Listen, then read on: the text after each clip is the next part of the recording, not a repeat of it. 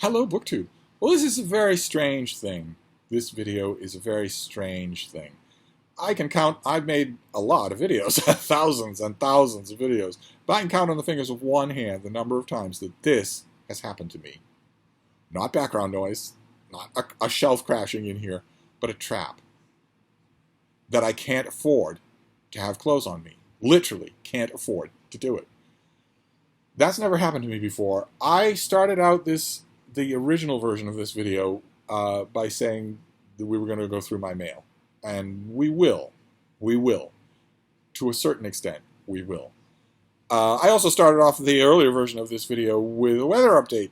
I've had emails from quite a few of you noticing that Tropical Storm Henri is currently churning up waters in the Atlantic, moving, I think, about 9 miles an hour. The Atlantic is superheated from a boiling hot year. So the surface temperature of the water that Henri is traveling over is in the low to mid 80s Fahrenheit. And that is food for a tropical storm. That's what they grow on. That's what they eat in order to grow. And Henri is doing that. But I wasn't going to talk about Henri on this channel because this time yesterday I was looking at information, the data from National Weather Service and hurricane trackers of all kinds, and it looked like Henri was going to drift out to the west to sea, that it might be some sort of a danger to Nova Scotia, but not to New England. And then overnight, while I was unplugged from the internet, it changed course. It moved markedly west and seemed to strengthen just a little. And now it looks like there's a strong chance that southern New England will experience its first hurricane in decades. Henri is currently, as of this filming, a tropical storm, but it's building strength, and it could build strength precipitously immediately before landfall. Landfall looks to me to be either Long Island or Rhode Island. But if it's a Category 1 hurricane when it makes that landfall, it will wreak a lot of havoc away from land. It will be just a rainy Monday for Vermont, but it could be something serious for Boston. There could be a lot of really strong wind, lots of flash flooding, lots of stuff like that. So suddenly I've gone from not paying much attention to Henri to actually paying attention, and so is all the rest of New England, especially the people on Long Island. They're looking at this thing and thinking, okay, every single map, every single projection, the American model, the European model, they have a lot of variants, but all of them have a line going straight to Long Island. So I will keep you updated. I have a feeling that Sunday night into Monday is going to be a wild ride, even in my area of New England. We'll see how wild. We'll be right along for it, unless the Wi-Fi goes out, which could easily happen. It's all clear now. It's murderously humid. All of that tropical air is being pushed up here in front of the system, so it's murderously humid. It's not all that hot because we now have a lower deck cloud cover, but it's the humidity really takes it out of you. But still clear weather, so we got mail.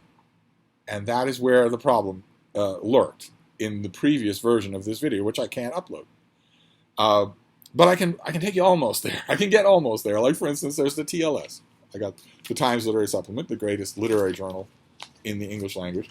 And one thing that was really of interest in here was a piece in the middle by the critic D.J. Taylor, writing about, he starts off the piece by talking about how he prowled his shelves during pandemic, during lockdowns, in order to read stuff that he hadn't read in years, and he gravitated to Trollope, and as well people do, and noticed when he was reading Trollope and a whole bunch of other writers that sometimes writers will slip out of the formula that bought them their houses, that earned them their fame. They'll slip dramatically out of their formula. He calls it writer's vagary. And he goes on to describe it. What is the writer's vagary? It is a solitary book in a well-known novelist's oeuvre that deviates from a well-trodden path, the uncharacteristic, or in some cases over-characteristic book, the exception that proves the rule, the occasion on which the talent in question takes it into the head to venture out on a limb. The master of drawing-room comedies who decides to write the three-act tragedy, the historical novelist who produces a book set in a psychiatric hospital in which all the characters are represented by letters of the Greek alphabet. It is in this questionable and hitherto untilled soil that the writer's vagary takes root and burgeons. And he talks about some writer's vagaries. He gives a few examples. Evelyn Waugh's book, Helena, which is a historical novel that doesn't work at all. It's clearly a dream project but it fails on every level. But also something called Impromptu in Moribundia by Patrick Hamilton, which I don't think I've ever read. Taylor describes it as a Marxist fable which bears no relation at all to the grimly naturalist 20,000 Streets Under the Sky trilogy. And Taylor also mentions Lord Rochester's Monkey, a book of history, a biography of Lord Rochester by Graham Greene, that, according to Taylor, waited 4.5 decades for publication. I have read that book. It came out in America in a slightly oversized hardcover that was well illustrated, and I thought it was very enjoyable. I wish I had a copy. I've read it. Every time I find it at the Brattle, I buy it for $1 and reread it. It ends up disappearing. The article made me wonder. The focus here for Writer's Vagaries for Taylor is on Anthony Trollope, specifically on the 2 ancient Rome books that he wrote. Taylor mentions his book on the commentaries of Julius Caesar and his biography of Cicero. And if Taylor really had done all of the Trollope reading that he says that he's done, nobody ever does, but if he had, he might have mentioned La Vendée as well, which is a more explicitly historical novel than most of the rest of what Trollope does. But he isn't against it. I got the impression in the article that most of the writer's vagaries that he reads don't please him. Don't please him either in comparison to the author's main street, or don't please him at all. And it got me to thinking of the many, many examples I've read of writer's vagaries on my own, and I realized that most of the time I do enjoy them. And I wondered if that was true for you. When you read something that's totally different from anything else the author's ever written, the one passion project, do you like it? Do you usually like those deviations? I thought that was very interesting. I'll be thinking about that for a while. I'll be looking at my bookshelves in connection with that for a while. Then there was The New Yorker. I got the New Yorker,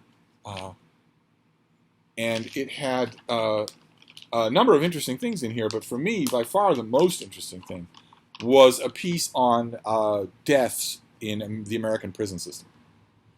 A very grim subject. The article was terrifically done and attacks right away the usual straw man excuse of prison officials in America who say a large percentage of our population are either currently drug abusers or were drug abusers, and you get that many people with substance abuse issues into a confined area, of course, your mortality rates are going to go up. But basically what that reflects is that you have a large number of people in prison populations who are coming into that population with essentially a pre-existing morbidity. And the article tears that apart, goes at the actual figures that a lot of prisons are legally enjoined to publish, much they might try to hide things and sweep things under the carpet. The article goes into the fact that it's at most 50% of cases of prison deaths that fit that straw man, which leaves 50% or slightly more that don't fit it. Now, you're going to have to take into account suicides. I imagine that a large number of inmates commit suicide in prison. For one reason or another. They don't have to be previously suicidal. American prisons are not nice places.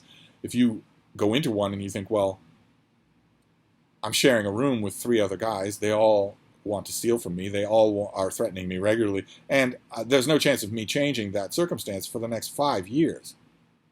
And I'm not going to do that. I would rather die at my own hand. Even if you filter out the suicides, though, it still points a finger squarely at prison medical facilities.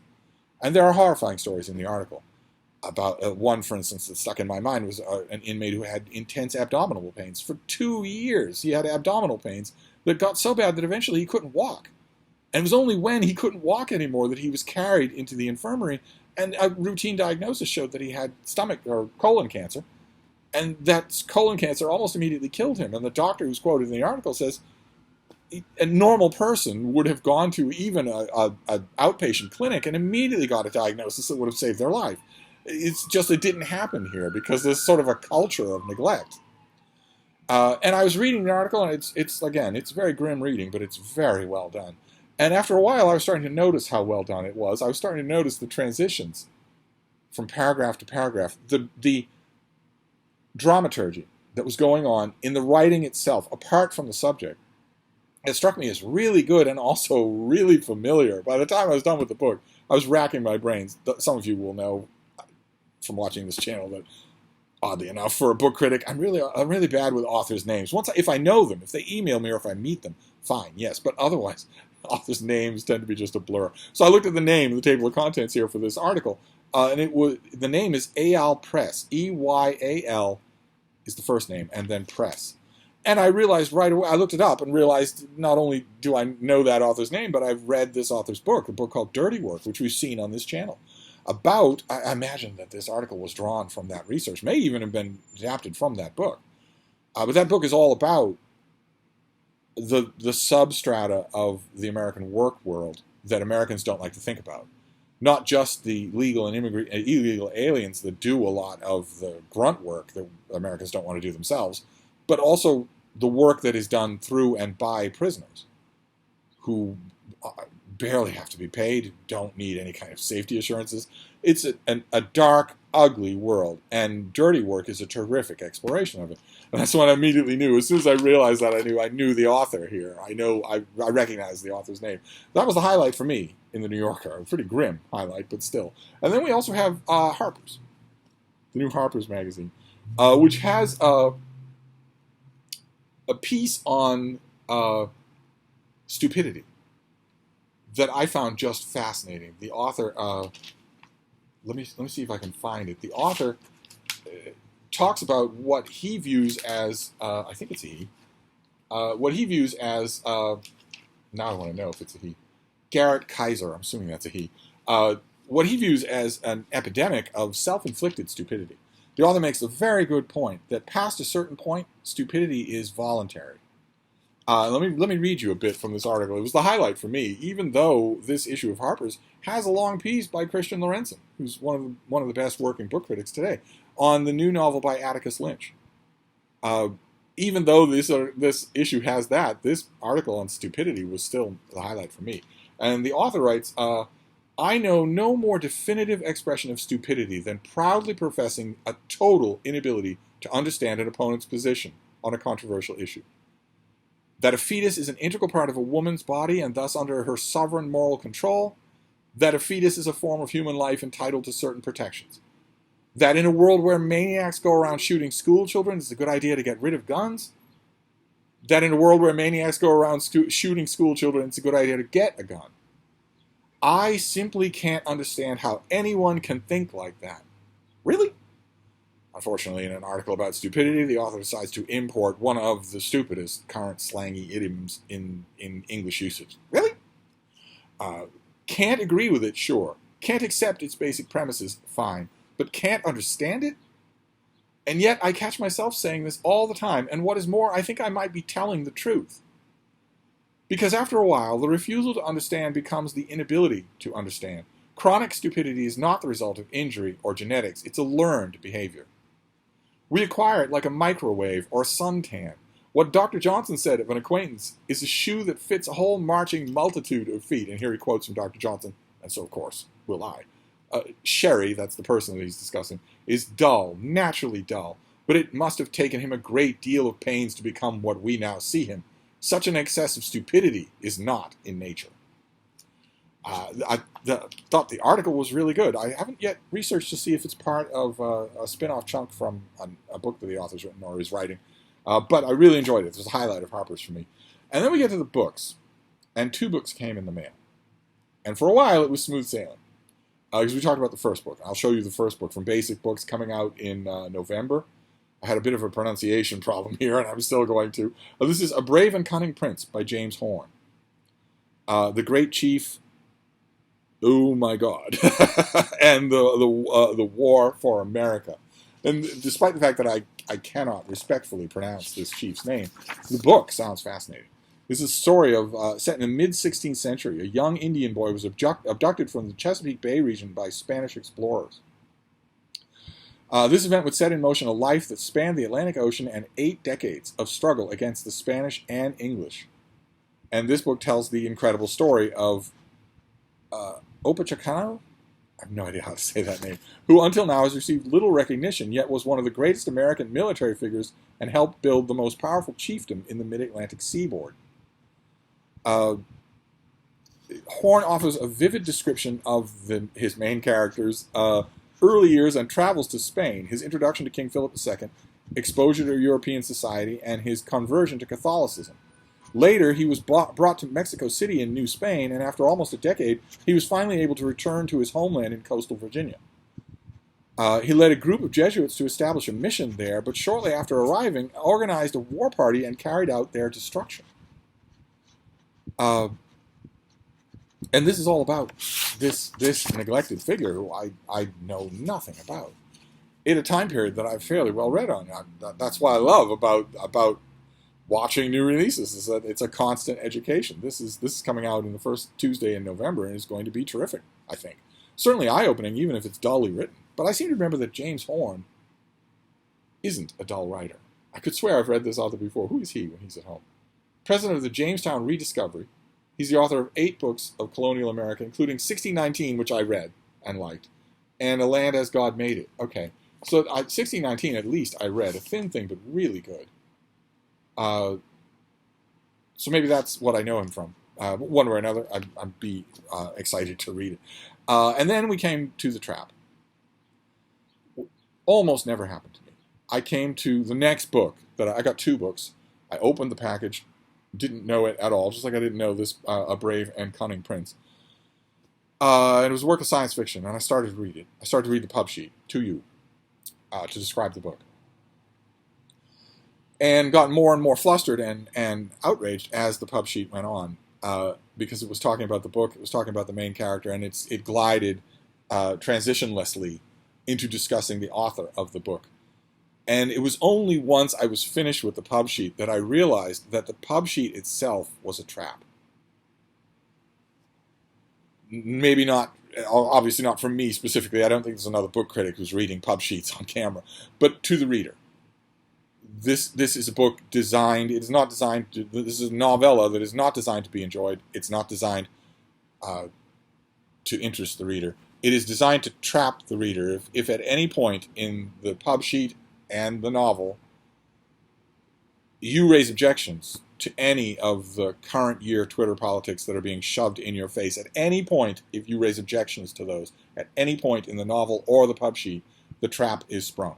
The trap is designed not to entertain you with a science fiction yarn, but to separate out the people who won't be canceled from the people who will be canceled. If you object to the assumptions, the political assumptions being made at all in any way about the novella or the author, then you have fallen into the trap and painted a square directly on your back for cancellation.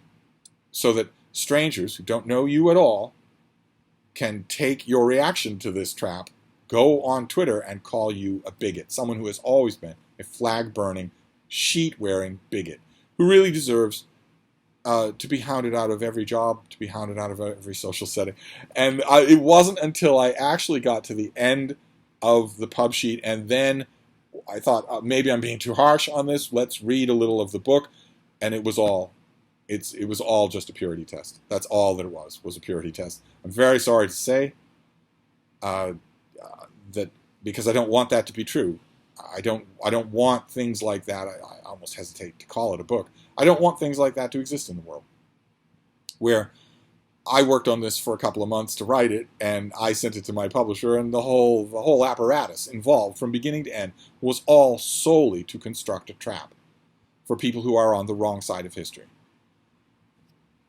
I wish that such things didn't exist, but they do, and I fell into the trap. I'm glad that I wasn't doing like a live show or something like that. I think that's the inherent peril of live media at all in the 21st century, is that you could say the wrong thing about the wrong thing and get canceled. So I had to redo. I realized while I was still talking to the camera, I realized, okay, I was saying to you in that video, obviously I cannot upload this video. Obviously I cannot do that. And then I hit stop on the video and thought, okay, well, but what can you do? You know, I don't edit my videos, so what can you do? And then I thought, okay, I thought just don't upload anything. It's just 2 books, so don't upload anything. And I thought, no, I like talking to you. You know, I want to give you updates about Tropical Storm Henri. I want to take you on a brief walk through the highlights of some periodicals that I got. I even want to show you forthcoming popular history that looks really good, looks really interesting. And then I realized, well, okay, then that is a video. You know, you can just leave out the trap. And so that's what I'm doing. That's what this video is one book and some periodicals. As a sort of an amended version of what I would otherwise have done. A very weird experience. I'm really, really hoping that that experience is not a portent of things to come. I'm really hoping that it is. We will see. We will see. I'll be a lot more cautious. That's for sure. At least in the short term, I'm still firmly grounded in reality. I'm still firmly grounded in reality where there are men and women. So I'm not sure how long I'll remember, but my hackles are up now. My caution, my caution is up now. So I guarantee you, the next batch of books that I get, I will be very careful before I do anything that I might have to just trash. Unfortunately, so that's what I'm going to do. I'm going to totally delete one whole video, and I'm going to take one whole book and throw it in the garbage. I'm not going to put it on the review pile. I'm not going to put it on a sale pile. I don't want anyone else to fall into the trap. I'll just throw it away. And we'll just hope for smoother sailing down the line. So that's I just wanted to, that is a weird experience, and I share my weird experiences with you on this channel. So sorry about that. And also I know all of you are going to wonder, what was it? There's no way that I'm going to tell you what it was. I'm going to try to forget it. Really, the thing that I'm explaining here is why this book was not already in its envelope, is because I already opened it. And that's really what I wanted to do, and share some things with you. And also tell you that southern New England, even my neck of the woods in Boston, is battening the hatches for what could be the first hurricane in decades to make landfall in southern New England. So that a little bit of an odd video, but infinitely preferable to the previous version. So I'm gonna wrap this up for now, and hopefully decide to upload this. But I will see you soon. Thank you, BookTube.